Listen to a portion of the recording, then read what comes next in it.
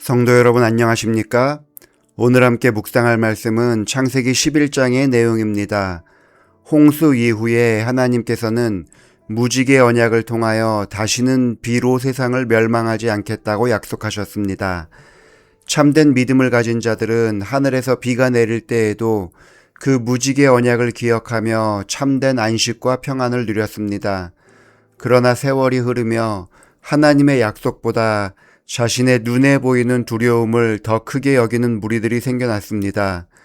그들은 동방으로 이동하다가 신할 평지를 발견하고 그곳에 거류하기 시작했습니다. 3절과 4절의 말씀을 보시겠습니다. 서로 말하되 자, 벽돌을 만들어 견고히 굽자.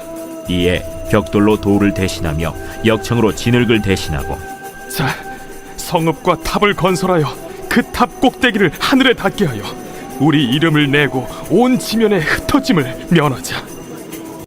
이들은 자신들이 모인 장소에 탑을 쌓으려고 하였습니다. 이 탑을 쌓는 것은 하나님의 약속에 대한 불신에서 시작되었습니다. 이것은 하나님의 언약을 정면으로 불신하고 스스로의 힘으로 구원을 이루려 하는 것을 상징적으로 보여주는 사건입니다.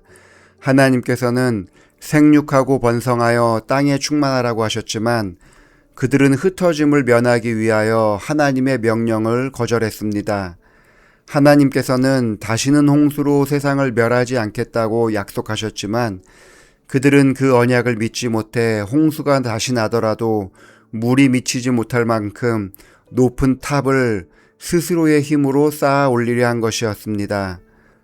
세상은 사람들에게 탑을 만들라고 요구합니다. 업적을 남기고 명성을 남기는 사람들이 되어야 한다고 유혹합니다. 사람들은 탑을 바라보며 위로 올라가기를 꿈꾸게 됩니다. 성공하기 위하여 노력하던 것들이 무너지면 공든탑이 무너졌다는 이야기를 하기도 합니다.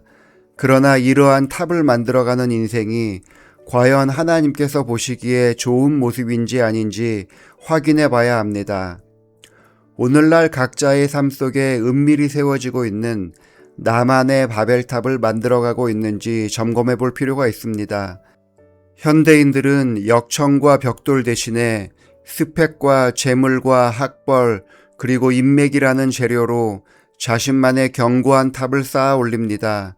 무지개로 표상된 하나님의 언약을 온전히 신뢰하지 못하기에 다가올 경제적, 사회적 홍수로부터 스스로를 구원해 보겠다며 밤낮 없이 행위의 벽돌을 굽고 있습니다. 겉으로는 재림성도라는 이름을 가지고 있으면서 일상에서는 여전히 내 힘으로 하늘에 닿으려는 바벨론의 정신에 갇혀 살아가고 있지는 않는지 확인해 봐야 합니다. 하나님께서는 이렇게 하나님의 약속을 믿지 못하고 탑을 만들려는 시도를 인정하지 않으셨습니다. 탑을 건설하려는 사람들의 언어를 혼잡케 하심으로 사람들이 자신의 힘으로 이루려는 구원과 성공의 계획을 무의미하게 만드신 것입니다. 5절부터의 말씀을 보시겠습니다. 여호와께서 사람들이 건설하는 그 성읍과 탑을 보려고 내려오셨더라.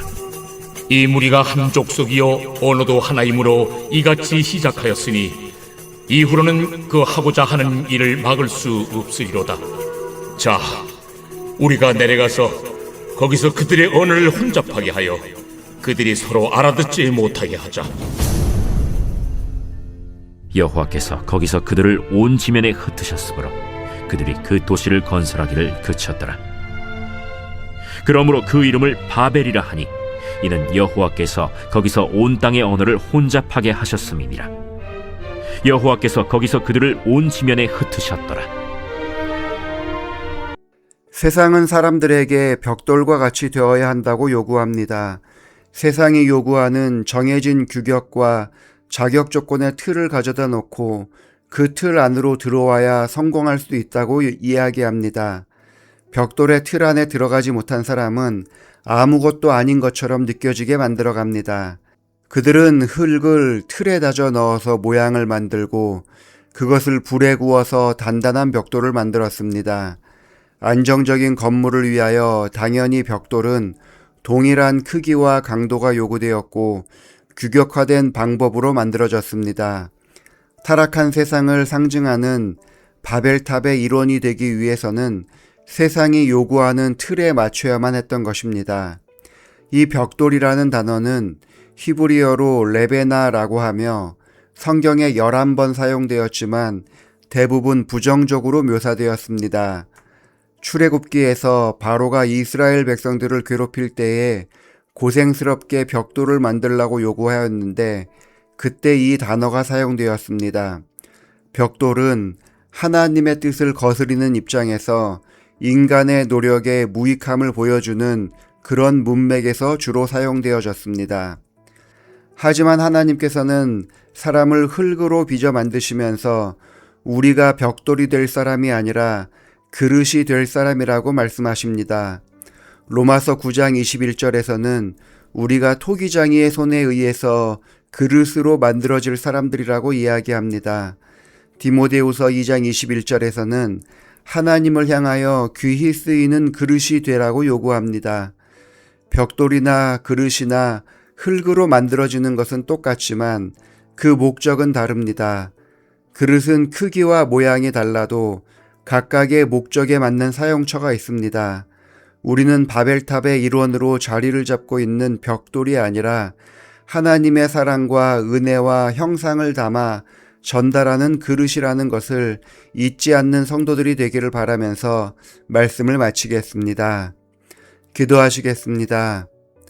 아버지 하나님, 우리를 흙으로 빚어 만드실 때에 바벨탑의 벽돌처럼 똑같은 모양과 형상으로 만들지 않으시고 하나님의 목적에 따라 주를 위하여 귀하게 사용되어질 그릇으로 만들어 주시니 감사합니다.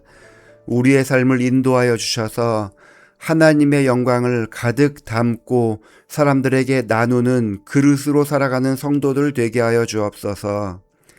이정한 집사님 가정을 위해서 기도합니다. 집사님의 신앙을 인정해 주시고 주를 위해서 봉사하며 일하게 하시니 감사합니다.